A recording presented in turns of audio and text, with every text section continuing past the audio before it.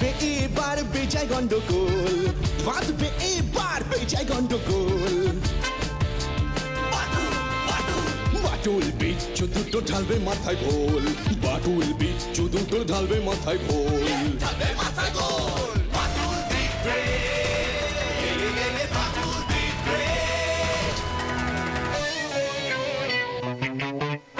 বাচ্চু বিচ্ছু আর হবো হাতি, বাটুলের কাছে তোরা খাবি লাথি। বাচ্চু বিচ্ছু আর হবো হাতি, বাটুলের কাছে তোরা খাবি লাথি।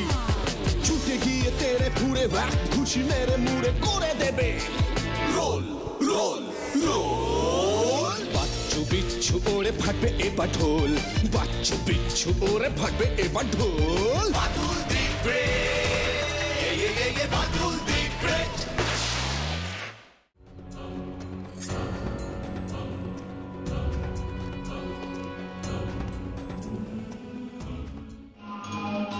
কিরে ভাই, 10 কিলোমিটার তো পাইচারি হয়ে গেল, কিছু আইডিয়া বার করতে পারলি? হচ্ছে না, মন মতো কিচ্ছু ভেবে পাচ্ছি না রে। অনেক কিছুই মাথায় আসছে কিন্তু এত কিছু আনিস না রে, তোর ওই মাথা তো দেখিস চাপে চৌকোনা হয়ে যায়। বাজে কথা বলবি না তো, তুই কিছু ভেবেছিস? এই বিচ্ছু শর্মা ভাবে না রে, করে দেখায়। কিরে 11টা বেজে গেল, আজ স্কুলে গেলি না তোরা? বাটুল দা, স্কুল তো 3 দিন ছুটি। হিস্ট্রি এক্সিবিশন হচ্ছে স্কুলে। প্রত্যেককে ঐতিহাসিক এমন কিছু একটা তৈরি করে নিয়ে যেতে হবে যারটা সব থেকে ভালো হবে এবং ইন্টারেস্টিং হবে, তাকে মেডেল দেওয়া হবে। বাহ, বেশ ভালো ব্যাপার তো। এই সুযোগে অন্তত ইতিহাসটাও ভালো করে জানবি তোরা। তা কি বানাবি ভেবেছিস? সেটাই তো তখন থেকে ভাবছি গো। জানো বাটুলদা, বচা নাকি ভাস্কো দা গামার জাহাজের মডেল বানাবে। গনসা দেখলাম থার্মোকল দিয়ে আন্দামানের সেলুলার জেলের মডেল বানাচ্ছে, যদিও ওর এক দাদা ওকে হেল্প করছে। ও বাটুলদা, কি বানাই বলো তো? বলো না বাটুলদা, কিছু একটা আইডিয়া দাও না। না, নিজে মাথা খাটিয়ে বার কর। ওই উজবুকটা কোনো কথা বলছে না। কিরে, তুই কি বানাবি বলে ঠিক করেছিস? মানে বাটুল্লা, ঐতিহাসিক ব্যাপার তো একটু সামলে ভাবছি। বাটুল্লা, ভাবছি গোটা কয়েক আপেল নিয়ে যাব। আপেল? আপেলের সাথে ইতিহাসের কি সম্পর্ক? এ কি বলছো তুমি? সম্পর্ক নেই? নিউটনের মাথার উপর টুপ করে আপেল না পড়লে মাধ্যাকর্ষণ আবিষ্কার হতো? আলবাত হতো না। তাই আপেলও একটি ঐতিহাসিক ফল। এখন ঝুড়িতে করে বাজারে বিক্রি হয় বলে তেমন দাম পেল না গো। উজবুক, এই সময় আবার কে এলো? বিচ্ছু রে, জব্বর ভেবেছিস কিন্তু। তবে হেড স্যার খোঁচে গিয়ে ওই আপেল যদি তোর মাথায় ছুঁড়ে মারে। বেশি হেসো না, তাহলে বিচ্ছুকর্ষণ তত্ত্ব আবিষ্কার হবে। এরপর থেকে সকলে জানিবে আপেল শুধু খাইবার জন্যই ব্যবহৃত হয় না, মাথায় টিপ করিয়া ছুড়িয়া মারিলেও আপেল মস্তকের দিকে আকর্ষিত হয়। এই বিচ্ছু শর্মাই প্রথম ইয়া প্রমাণ করিল। প্রমাণ আমি নিজে ওই কেল্লায় এক রাত কাটিয়ে এসেছি। তাই তো আপনার কাছে ছুটে এলাম। ইতিহাসের একজন অধ্যাপক হিসেবে আমাকে জানতেই হবে যে রহস্যটা কি। নিছক ভূতপ্রেত আমি বিশ্বাস করি না। আমার দৃঢ় ধারণা এর পেছনে লুকিয়ে আছে কোনো ঐতিহাসিক রহস্য। জায়গাটা কোথায় বললেন? বাংলাদেশ বর্ডারের কাছে পেট্রাপোল বলে একটা জায়গা আছে। সেখান থেকে প্রায় 40 কিলোমিটার ভেতরে একটা গ্রাম। অদ্ভুত গ্রাম একটা। একদিকে বঙ্গোপসাগরের বদ্বীপ, খাড়ি, জলাভূমি, অন্য প্রান্তে সবুজ অরণ্য, উঁচু নিচু টিলা। এমনই এক টিলার উপর ক্ষয়প্রাপ্ত সেই কেল্লা। তা আপনি ওই কেল্লার খোঁজ পেলেন কি করে? ঘরদোর সাফসুতরো করবার জন্য আমি একজন কাজের মানুষকে রেখেছি। তার নাম হলো রাখাল চাচা। রাখাল চাচাই একদিন ওর দেশগাঁয়ের গল্প করতে করতে ওই কেল্লার কথা বলে আমায়। ওদের কাছে ওই কেল্লা নাকি ভূতুড়ে, যে একবার ভেতরে ঢোকে সে নাকি প্রাণ নিয়ে আর ফেরে না। ইতিহাসের ছাত্র আমি, স্বাভাবিকভাবেই একটা উৎসাহ তো চলেই আসে। তাই একদিন চাচার সাথে গেলাম, আর কেল্লায় রাত কাটিয়ে অমন ভৌতিক অভিজ্ঞতা হলো। বলছি তো মাটুল বাবু, ভূত কিনা জানি না, তবে রাত তখন প্রায় 2টো। ঝিমুনি মতন এসে গিয়েছিল, সঙ্গে নেওয়া মোমবাতিটাও ফুরিয়ে আসছিল। ঘুমানোর ব্যবস্থা করছিলাম, হঠাৎ আকাশ বাতাস কাঁপিয়ে সেই চিৎকার।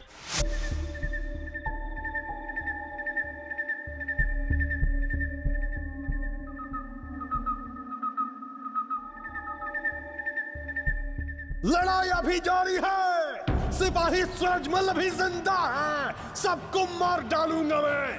ईस्ट इंडिया कंपनी सावधान। লড়াই এখনো চলছে। लड़ाई अभी जारी है, সিপাহী সুরাজমাল এখনো বেঁচে আছে। सिपाही सूरजमल भी जिंदा है, সবাইকে মেরে ফেলবো। सबको मार डालूंगा मैं। ইস্ট ইন্ডিয়া কোম্পানি সাবধান। ईस्ट इंडिया कंपनी सावधान। স্ট্রেঞ্জ। সেটাই তো বলছি, সত্যি বিস্ময়কর। ইস্ট ইন্ডিয়া কোম্পানিকে ওই সিপাহী সুরাজমাল সাবধান করছে, বলছে লড়াই চলছে, চলবে। কিন্তু কেন কেন এমন? ইস্ট ইন্ডিয়া কোম্পানি মানে যাই হোক না কেন, সেটা 1857 সাল বা তার আগেকার ঘটনা। এক্স্যাক্টলি, কারণ 1857 সালেই সিপাহী বিদ্রোহের পরে তো ইস্ট ইন্ডিয়া কোম্পানি শাসন শেষ করে সরাসরি ব্রিটিশ রাজ ভারতের ক্ষমতা করায়ত্ত করে। Really interesting. Please Matul Babu, please, এই রহস্য উদ্ঘাটন আপনাকে করতেই হবে, জানতেই হবে সুরজমালের প্রকৃত ইতিহাস। ঠিক আছে, আমারও বেশ উৎসাহ লাগছে ঘটনাটায়, তবে ব্যাপারটা নিয়ে এগোতে গেলে ইতিহাসটা একটু জানা দরকার, বিশেষ করে বিফোর 1857 বা সিপাহী বিদ্রোহের সময়টা। আমাকে আপনি এই দিন তিনেক সময় দিন মিস্টার সুতীর্থ রায়। এই দেখুন, এত কথার মাঝে আপনার নামটাই জিজ্ঞেস করা হয়নি। না না, তাতে কি হয়েছে? আপনি যে ঘটনাটাকে নিয়ে ভাবছেন এটাই তো আসল। আজ তাহলে আমি উঠি মাটুল বাবু, তবে এর মাঝে যদি আমাকে দরকার হয় তবে এই যে এর মধ্যে আমার ফোন নাম্বার আছে, শুধু একটা ফোন করলেই আমি চলে আসব। বেশ, নমস্কার সুতীর্থ বাবু। নমস্কার, চলি তাহলে আজ। সিপাহী সুরজমাল, সিপাহী।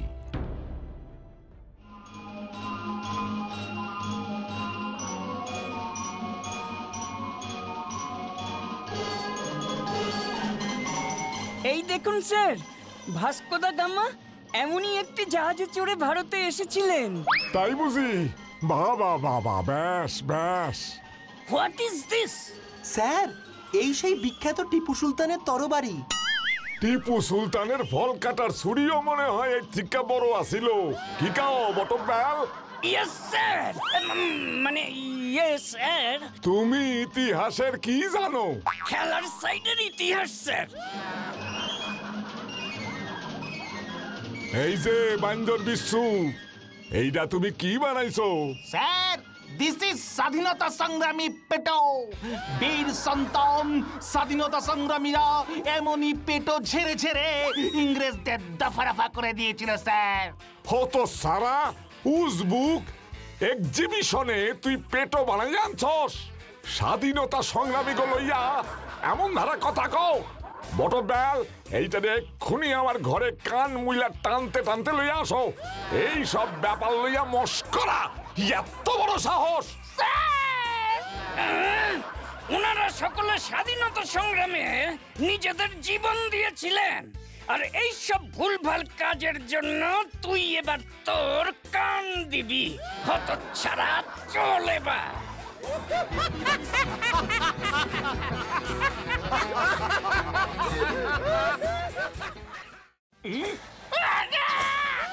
বাটুল না গো, ওটা সলবোমা ছিল না গো, নারকেলের দড়ি পেঁচিয়ে নিয়ে গেছিলাম। অন্য কিছু বানাতে পারিনি গো, নারকেলের মধ্যে দড়ি পেঁচিয়ে। আমি অন্য কিছু করতে পারছি না এখন। বাবা গো, কেউ এলো বোধহয়, থাক এভাবে, আসছি আমি আবার।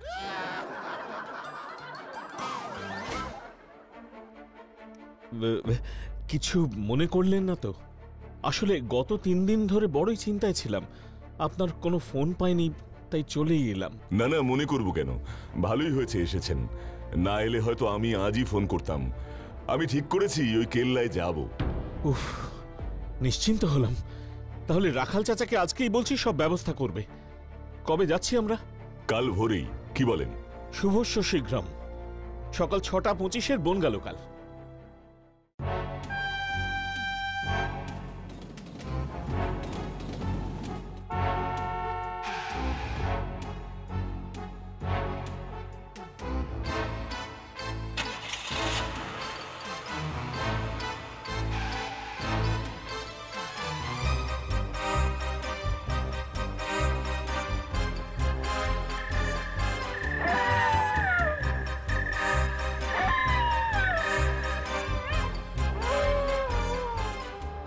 বাঁটুল বাবু, দেখছেন, দেখুন রাতের বেলা কেল্লাটা কেমন বদলে যায়।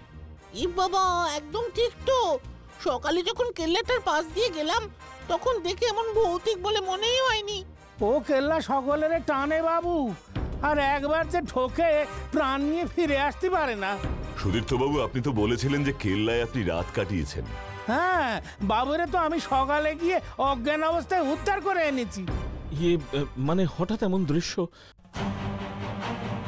लड़ाई अभी जारी है, सिपाही सूरजमल अभी जिंदा है, सबको मार डालूंगा मैं। ईस्ट इंडिया कंपनी सावधान।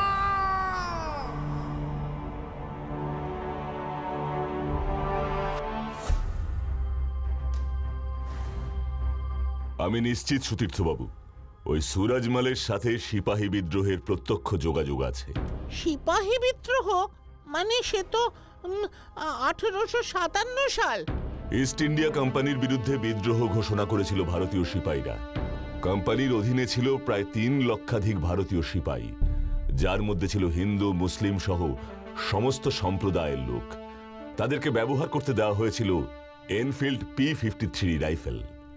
সেই রাইফেলের জন্য যে কার্তুজ ব্যবহৃত হতো সেখানে ছিল গরু আর শুয়োরের চর্বি। মুখ দিয়ে টেনে ছিঁড়ে সেই কার্তুজ ব্যবহার করতে হতো। স্বাভাবিকভাবেই ভারতীয় সেনাদের মধ্যে জন্ম নিল তীব্র অসন্তোষ, বিক্ষোভ আর ক্ষোভ, যার পরিণাম এই সিপাহী বিদ্রোহ, ভারতের প্রথম স্বাধীনতা যুদ্ধ। 10ই মে 1857 সালে যে বিদ্রোহ শুরু হয় শেষ হয় গিয়ে 20 জুন 1858। টানা 1 বছর 1 মাস 2 সপ্তাহ 5 দিন লড়াই চলেছিল। আর তুমি বলছো এই সুরজমাল ছিল বিদ্রোহেরই একজন সৈনিক?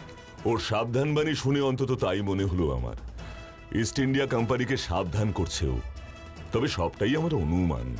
যতক্ষণ না পর্যন্ত ওই সুরজমালের সাথে দেখা হচ্ছে নিশ্চিত হতে পারছি না। তার মানে তুমি ওই কেল্লায় যাবে? এই রাখাল চাচার বাড়িতে বসে ওই রহস্যের সমাধান সম্ভব বলে মনে হয় না। বাবু বাবু, ওই জায়গা ভালো না। দিনের বেলায় যত খুশি যান, কিন্তু রাতের বেলায় না যাওয়াই ভালো বাবু। বাঁটুল বাবু, আমিও যাব আপনার সঙ্গেই। না, আমি একা যাব, একা, এবং আজ রাতেই।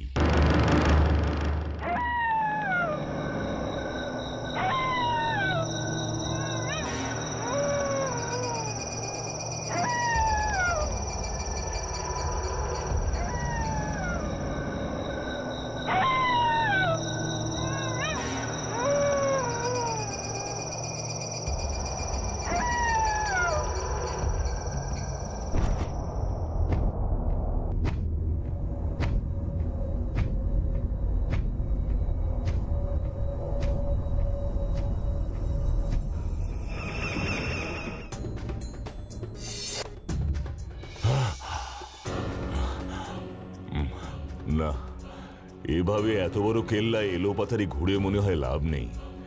কোথাও একটা বসা দরকার। আরে, ওই ঘরটার দরজা খোলা মনে হচ্ছে।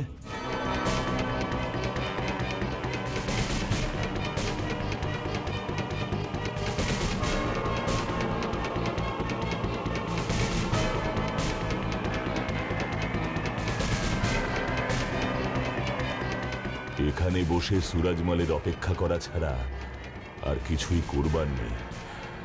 এমন অদ্ভুত পরিস্থিতিতে এর আগে পড়েছি কিনা মনে করতে পারছি না।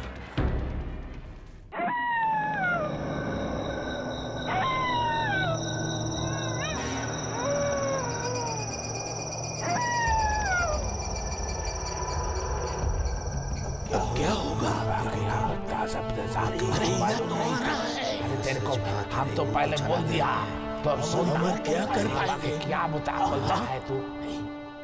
वीर सिपाहियों, और कितने दिन हम ऐसे छुप के रहेंगे? तब हम क्या कर सकते? लड़ाई! हम सिपाही हैं, लड़ाई करना हमारा फर्ज है। मरना है तो जंग के मैदान में मर जाएंगे। देश के लिए हमारी जान कुर्बान है। अंग्रेज इधर आ रहा है, हमारे पास अभी एक भी कारतूस बाकी नहीं है। बादशाह भी भाग गया। नहीं, बादशाह को भगाया गया है। तुम लोग नहीं लड़ना चाहते हो तो मत लड़ो, हम अकेला ही लड़ेंगे। खत्म करेंगे उस ईस्ट इंडिया कंपनी को। जब तक है जान तब तक लड़ेंगे हम। है कोई सिपाही मेरे साथ? है कोई? ठीक है, तब ये सूरजमल अकेला ही काफी है। मेरे पास अभी भी 2 गोली है।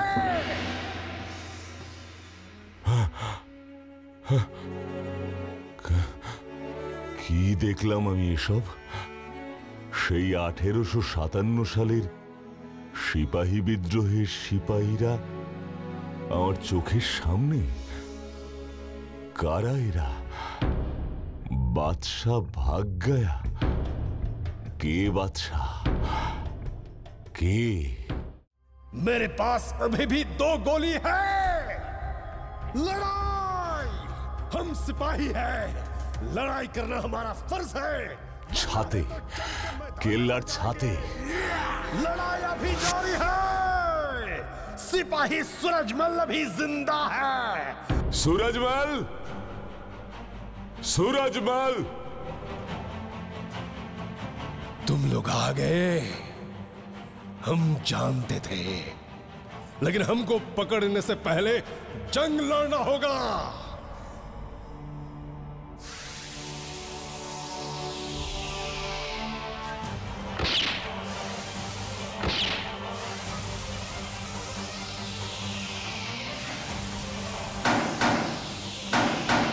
सूरजमल, আমি তোমার বন্ধু। তোমার শত্রু ইস্ট ইন্ডিয়া কোম্পানি আর নেই, ওরা চলে গেছে। कहां गया? जंग तो अभी जारी है। নেহি, স্বাধীনতার যুদ্ধ শেষ হয়ে গেছে 1947 সালের 15ই আগস্ট। আমাদের দেশ এখন স্বাধীন। তোমাদের যুদ্ধ, তোমাদের সংগ্রাম জয়ী হয়েছে। ভারতবর্ষ এখন স্বাধীন। क्या ये सच है? हमारा देश आजाद हो गया? हम जंग जीत गए? হ্যাঁ সুরজমল, হ্যাঁ।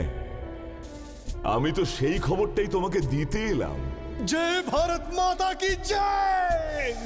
हमारे देश, हमारे हिंदुस्तान, मेरा हिंदुस्तान अब आजाद है, आजाद है। यह खबर तो बादशाह को जरूर देना होगा। अभी इसी वक्त बादशाह को देना होगा। वो फिर कविता लिख पाएंगे, शायरी लिखेंगे। हम अभी जाएंगे उनके पास, अभी जाएंगे। सूरजमल,